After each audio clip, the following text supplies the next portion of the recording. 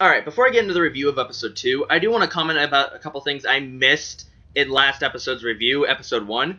So, at the very end, when Subaru is revived, when he resets, when he returns by death, in his cycle of death, he calls out Satella when he's chasing her down, and apparently that name is a bad thing. It's like a taboo name. It's associated with the jealous witch, and Satella chose this as her name, so either it's someone she knows, it's maybe a fairy tale, or maybe it has something to do with her past. We don't know her past whatsoever.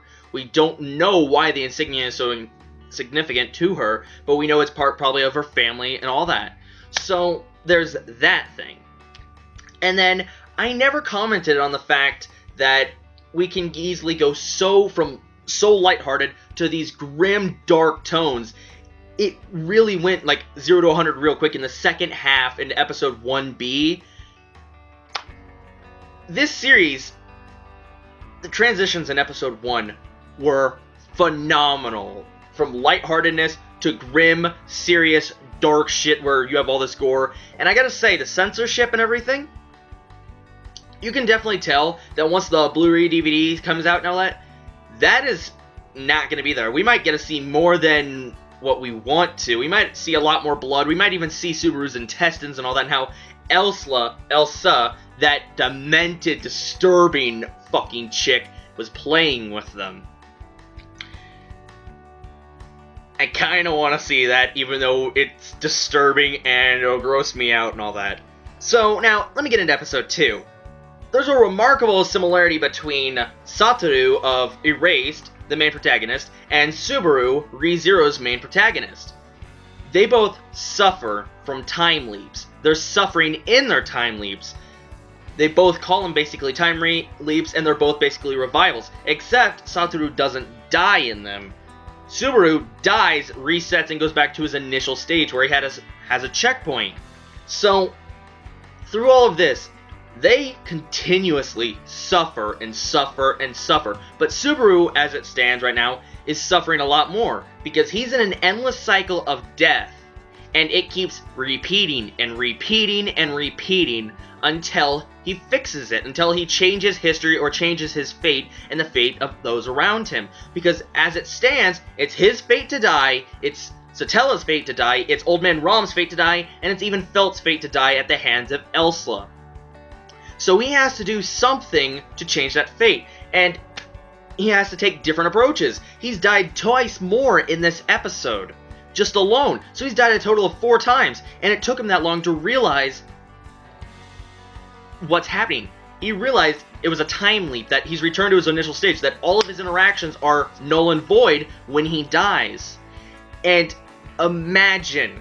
just imagine dying and then waking up, dying and waking up. He's in an endless cycle of death, and that's fucked up. It really is. I feel so sorry for him. He suffers way more than Satoru does, because Satoru, he doesn't die. No. Subaru dies repeatedly, and he will die a lot more in the series. But as he dies, he gets all these experience and all this know-how and how these characters work, so he can use them in his next life, his next reset. Now, we don't know the limit of how many times he can die, and it's obvious he gained this ability once he crossed into this world. So we still don't know who summoned him. It could have been a greater power up above, maybe like a god or something. We don't know if gods exist in this world or not.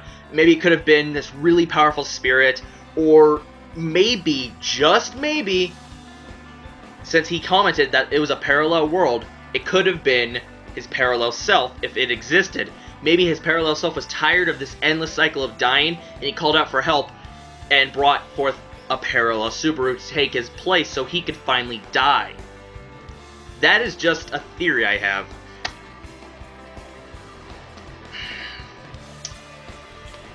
So, as he dies, he takes different approaches each time, but on the 4th time, he finally realizes what's happened. So he goes about it a different way. First of all, since it's all null and void, he goes and helps the vendor guy's child again, and he gets information from him. And he wants to stop the Felt from stealing the insignia, but he's too late. So he goes to her den where they get into a fight. And just from his couple times in a battle already of fighting Elsa and the muggers and all that, he's actually picked up a little bit of moves he can avoid practically easy. Sorry about that. So he's not on a level to defeat Elsa. Even with Satella's help and Old Man Rom's help and probably Felt's help, I doubt they could ever defeat Satella unless maybe they get Reinhard, the new character introduced in this episode, who's a master swordsman with a sword that's made from, like, dragon claws. Which, by the way, I am glad to know dragons exist in this world, and I hope we get to see one in this 25-episode-long series. So, Subaru, he goes around and he's trying to think. At first, he doesn't want to help him out, but then he realizes Satella's smile, her happiness, had a huge effect on him. He doesn't want her to die. He had momentarily forgotten that she dies. And that Felt dies, Old Man Rom dies, and he, surprisingly enough, has a change of heart. Like, he wanted just to sell his cell phone and all that and live a life of luxury, but as soon as he remembered that, he started working to prevent their deaths. He even tried to bid his phone and try to get Felt to sell it. He was desperate. He's fucking desperate. He doesn't want them to die. He's trying everything he can just to make them live so he can change fate. He even, instead of fighting the muggers, he calls for the guards, which calls Reinhard, our new character, a red-headed swordsman who's off duty. And he even relays a message to Reinhard to tell Satella not to come to the loot house. But it's fairly obvious either he told her and she didn't listen and didn't believe him, or he never encountered her during the entire afternoon, and she came to the loot house after finding some information that lured her there. And let me just say, even after one episode, Elsa is still fucking creepy as hell, because when Subaru encounters her, she can tell he's frightened, because he had a fucking traumatic experience twice with her. One time she killed him and he couldn't see her face. The other time, he made eye contact and everything, and she played with his guts. He's terrified and angry at her, and she realizes it. She could smell it. She even, like, she's so fast, she actually got up behind him and put her hand on his hand, where he was holding his stomach, where she had cut it open, and she goes, "I have a feeling we'll meet again in the future. I look forward to it." She wasn't going to deal with him, but she kind of wanted to fight him. She wanted to cause a commotion, but since she's in a hurry for her bidder, who we don't know is part of this faction, this huge faction that is either against Satella's faction, or who knows how many factions are in this world, and all this development, this build-up, even at the end, where he's at Old Man Rom's house, and he's getting his cell phone appraised for 20 holy coins, or at least 20 holy coins, so he can get it sold to Felt. But Felt, since he's desperate, and he tries to make an excuse, life is too short, you must hurry and everything, and it's not happening, and he's begging her, he's doing everything he can, because as soon as he gets the insignia, it changes all their fates, because as long as he returns it to her hands, and they're away from the loot house, they don't die, presumably. But here's the thing, they ended up going to the loot house. And at the very end, he doesn't want to die, and he doesn't want them to die. He even screams, "Don't open the door! She'll kill us! We'll all die!"